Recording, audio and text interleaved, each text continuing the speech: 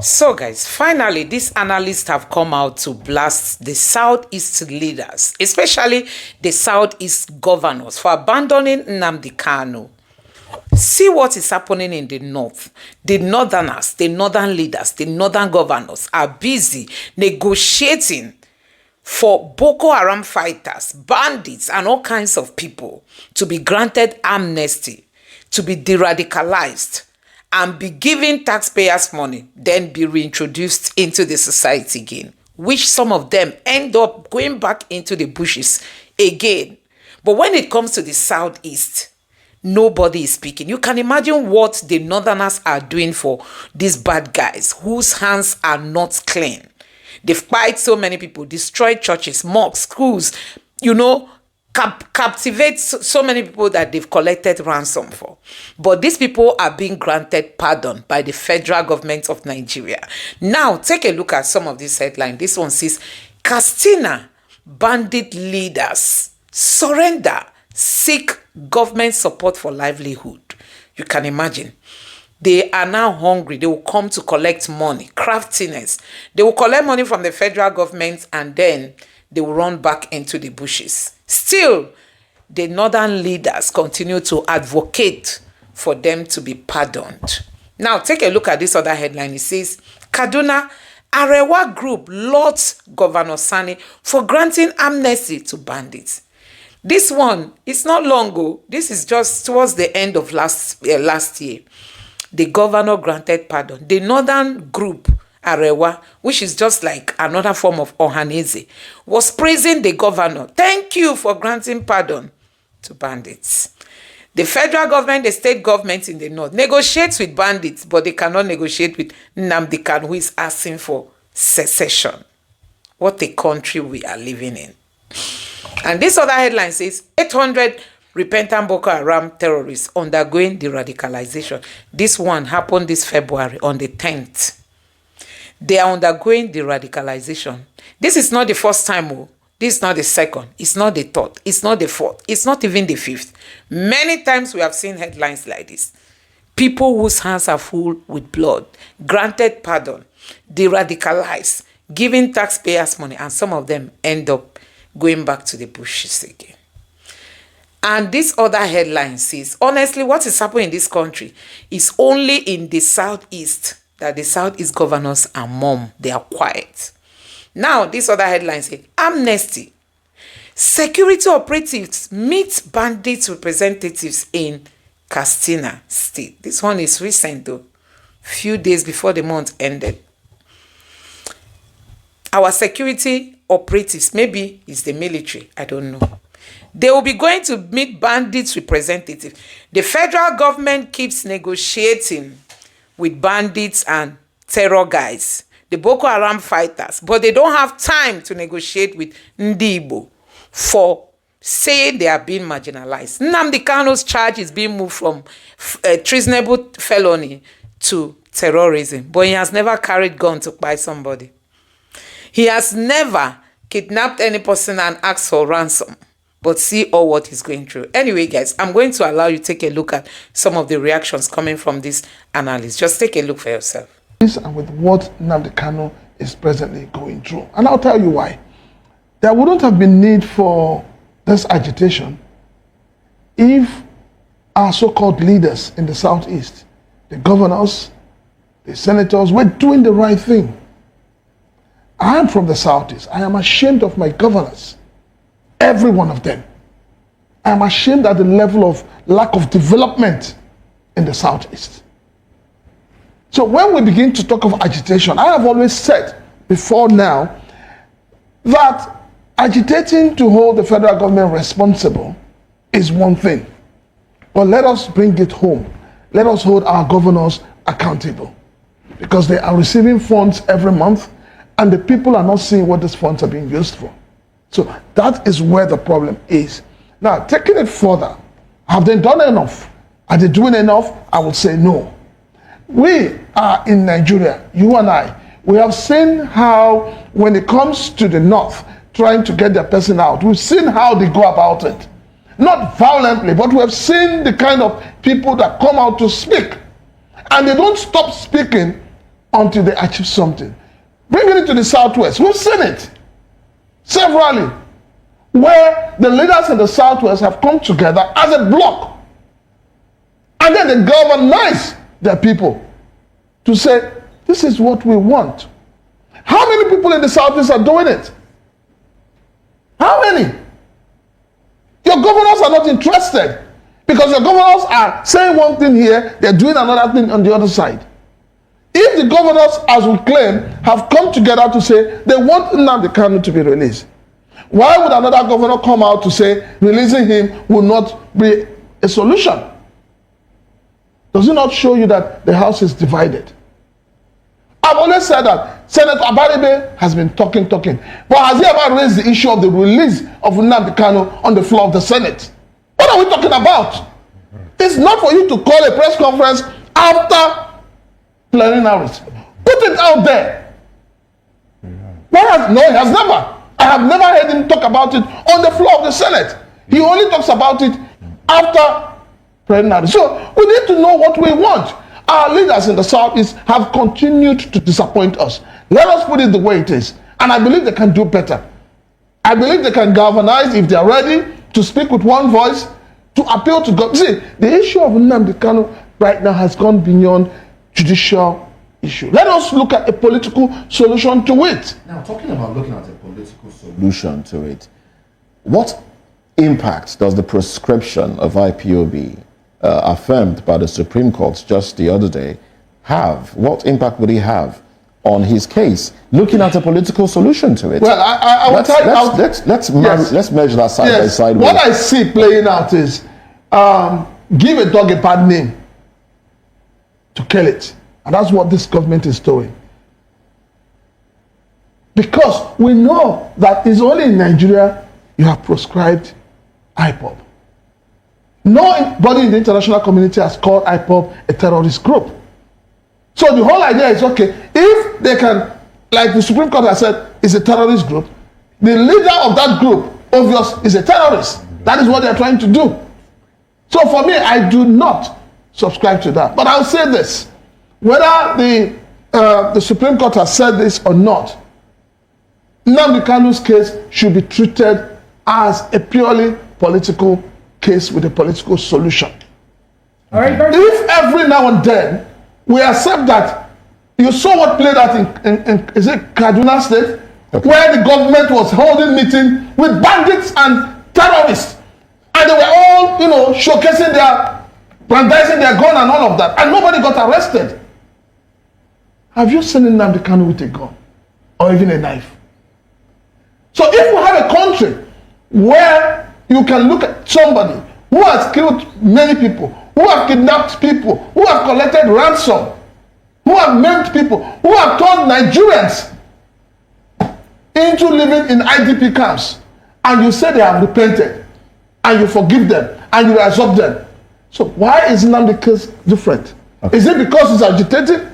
Is it because of the word Biafra is coming out? We need to know. It's interesting to know that even today, the defense headquarters made us understand that 800 surrendered the Boko Haram terrorists who are repentant are passing through the de-radicalization process. And, after that, next other thing we hear is they've been reintegrated back into the society. These are terrorist group members, and they say they are repented. No, the funny thing, we know how this whole kidnapping thing started, especially in Lagos with Evans, the kidnapper.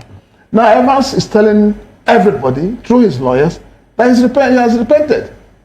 In other words, he could be freed anytime, because that is the kind of judicial system we are applying in this country. And I keep saying, forgive and forget. Nobody's talking about the bruises. Nobody's talking about the pains. Nobody's talking about the sufferings.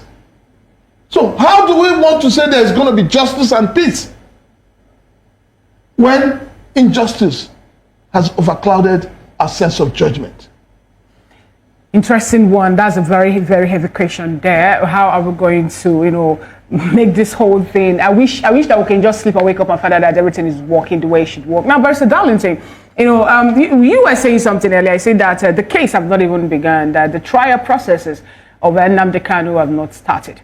And now with this indefinite adjournment of this case, where lies his fate? You know, is it that it's going to spend more time? What is really happening? What does this indefinite adjournment portend?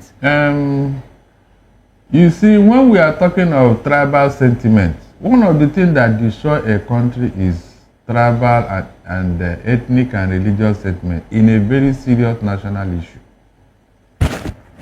You and I know very well that if Tinubu have not come to power, Ndigbo and Shawore wouldn't have been released, because it was when he came into power, I think a month after that, this thing happened. Is that not true? When Buhari was in power, of course, his kinsmen, they were having a free day. You know, whatever they are doing, nobody bothers and all that. Dasuki has been released, Bawa has been released, you know, even this other guy, Al-Mustafa. So, what's the Wadume? Just to name them. It's like when my man is in power, you're in like having Abraham in heaven, so you can't go to hell. So this type of thing is causing problem. It started since independence. That is why people are not happy with this amalgamation. We never see ourselves as one. Everything is tended towards religion, ethnic and tribal sentiment. Everything we do in Nigeria today. Is that how we are going to... It's quite an unfortunate one. It's very unfortunate, seriously. I don't know why people are not looking at it. Everything has to be, where did he come from? Which religion? Which, you know? And that thing has made Nigeria not to move forward. Are you telling me that if an Igbo man were in power today, Nnamdi Kanu will still be in detention? That speaks to a larger problem. That's the problem. Speaks to a bigger problem of division within Nigeria. I don't know. Barrister, help us understand the clamor for the case to be taken to the southeast. Yeah. What impact do you think that will have? Because the man felt that he's been victimized in Abuja. And the guy condition, no, he didn't say that the case must be taken to Abuja. No, he said if there is no other judge in Abuja that can take over his case, then let them take it to the southeast. I mean, is that not a very fair judgment of his matter? He didn't see that, no, he cannot be tried in Abuja. He didn't say so. He only said, if there is no other judge, then take it to the southeast. And, I mean, anybody... Now, going by what's been happening in the southeast, the seat at home, the unrest that has followed the seat at home, do you think government would want to consider taking his case to the southeast? In fact, do you think that might create a larger problem? The government will not consider, because any day they cut it, the matter is coming up. They starting will be shut down. There won't be any space for people in court, even outside. If that matter is taken to the southeast, the particular state where this matter is to be tried, everybody on their own, no, not that everybody is going to induce them. They will shut down that state for that day. Barrister, do you think that the security station, do you think that the federal government will care more for the safety of Nnamdi Kanu being tried in the southeast, or southeast being shut down? I mean, the southeast has been shut down every month for the past 3 years, and the federal government never blinked an eye. I mean, the attitude is like, if you like, stay at home, that's your business. The thing is that even in Abuja where he's being tried, I don't think his life is being threatened. Though. No, that's what I'm saying. Do you think that the government will be more interested in his safety and will not take him to the southeast for trial, or because, according to you, the southeast will be shut down? I mean, the southeast has been on lockdown every month for the past 3 years. The thing is that the federal government have to consider two factors here. One, the security situation that may arise, because definitely people will clamor, people will surge into the court and all that. Okay, so they'll fear more for his safety. Exactly, and the security agencies may not handle the crowd. Okay, that is one. So it's essentially about the safety of Nnamdi. Exactly. They want him alive, not because the southeast will be shut down. Good. So, and even where he is now, Nnamdi Kanu has now told us that his life is being threatened. Okay. From what he did in court yesterday, it doesn't look like a sick man or somebody who is having health challenges. Prince Francis, he was so vocal and all that. Do you share the same view? So what I think is that the federal government should not even think, even I won't even like it. Okay, I won't even like it. I won't. Prince Francis. Well, for me, it doesn't matter where the case is tried. For me, it's the fact that he's saying he doesn't want a particular judge, and in your constitution, your 1999 constitution, he has a right to do that.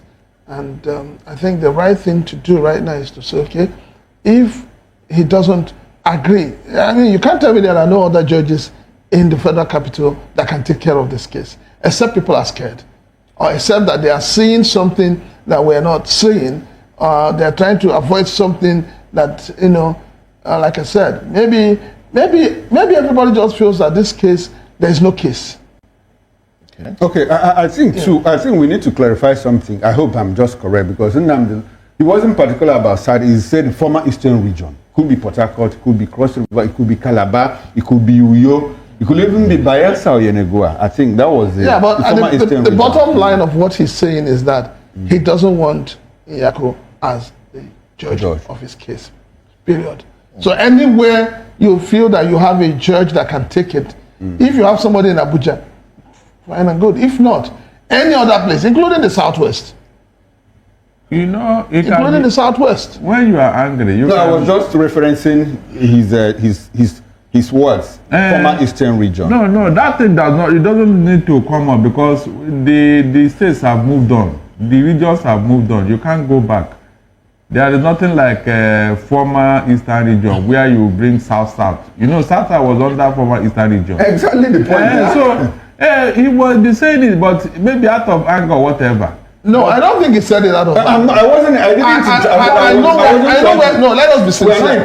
I know where he's going. We are saying exactly what he's saying. What he's trying to tell you is that his agitation for Biafra is still there. That is what he's, you know, he's trying to tell you that those are Biafra region, whether you like it or not. Let us not run from it. You know, you cannot even pursue that until Biafra become reality. Even the South people, ordinary Ndigbo that they gave the chairman to somebody from River. Look at the hoopla is causing. So you cannot force the people of the South into Southeast as of today. I totally agree with you. I think you are miscontextualizing the whole thing that I said, or what Nnamdi said. Nnamdi is not trying to recreate the Eastern region. He said, if you can't try me if you can't find another judge in Abuja, take me to any part of the former Eastern region. No. You can't say that. It's not. There is nothing like that now, as of today. He may have said it. But is there no former Eastern region? There is. Hey, that's the point. Yes, there is. He's not trying to recreate it. He said, take me to any of the place in the former. He didn't say take me to Eastern region. He there said is former. nothing like former, because the former Eastern region included South and Southeast. Other what we're operating today, as of today, that is the nomenclature. All right then. So if you are saying former, where is that former Eastern region? Where is it today? Where is it? You can't name them now. You can't. So guys, one keeps wondering if this is a country that we all can really live in, united. I don't know what's happening in Nigeria. You know, sometimes some people have been tweeting and saying Nnamdi Kanu should rot in jail. But you see, the federal government is busy granting amnesty to bandits, to terrorists, people whose hands are full with blood. Nnamdi Kanu they can never say they saw him with even gun. Just because he's asking for secession, he should rot in jail. And we are saying we want our country to be better, a place that is full of injustice. How do you grow a country like this? So guys, you have seen it for yourself. It's not all about Nnamdi Kanu, but you can see it's a pure hatred for a particular tribe. Pure hatred for Ndigbo. That's what you are seeing. It's not just a matter of it's Nnamdi Kanu. Pure hatred. This is not the first time the federal government is granting pardon, amnesty, or whatever they call it. We saw that numerous times under Buhari. Now Tinubu has taken over. The same thing. There is no way to deter these people so that they don't go back into their evil. They are rather being encouraged. You see, this last headline says that the bandits surrendered, that he needs money. He needs money, you know. He needs money. That's why he's asking for pardon. That they should help him and support his livelihood. So guys, one keeps wondering who did this to us. Who did this to us? Honestly, it's really so sad, seeing what is happening in this country. When we say that there is hatred for Ndigbo, it's not a matter of, trying to just to say it for saying sake. You see it happening live. I mean, you see it. It's real. It's not a joke. It's not that we are playing. There is, a plan, a plot against a certain people. Indeed. But guess what? God is with us. You can hold Nnamdi Kanu, but you can never quench the cry in the hearts of every Igbo person, be it young or small. People who have heard about the Biafran war and what the Igbos went through. There is that bitterness, that anger in the hearts of people. Instead of the federal government to come, something that is so simple to do. Sit down with the people and ask them, what are your grievances? You may not even be able to provide whatever be their request, but just give them that assurance that you are with them. What will it take? That's what we call leadership. For those not Southeast leaders who are mum, who are quiet because Nnamdi Kanu is being held, do you expect to get answer in the day of your own agony? Do you expect to have somebody come to your rescue when you are in a tight corner? Don't forget, everything is not all about money. If everything is all about money, somebody like Ekweremadu will not be in jail. But God knows where to meet people. If you think because everything is fine with you and nobody have the pain of what Nnamdi Kanu is going through, then don't worry. It's turn by turn. Anyway, guys, let me know what you think about all this in the comment section below. Please don't forget to subscribe to the channel. Turn on the notification bell. Please give this video a like so that YouTube can recommend it to others. And drop your thoughts in the comment section below. Thank you.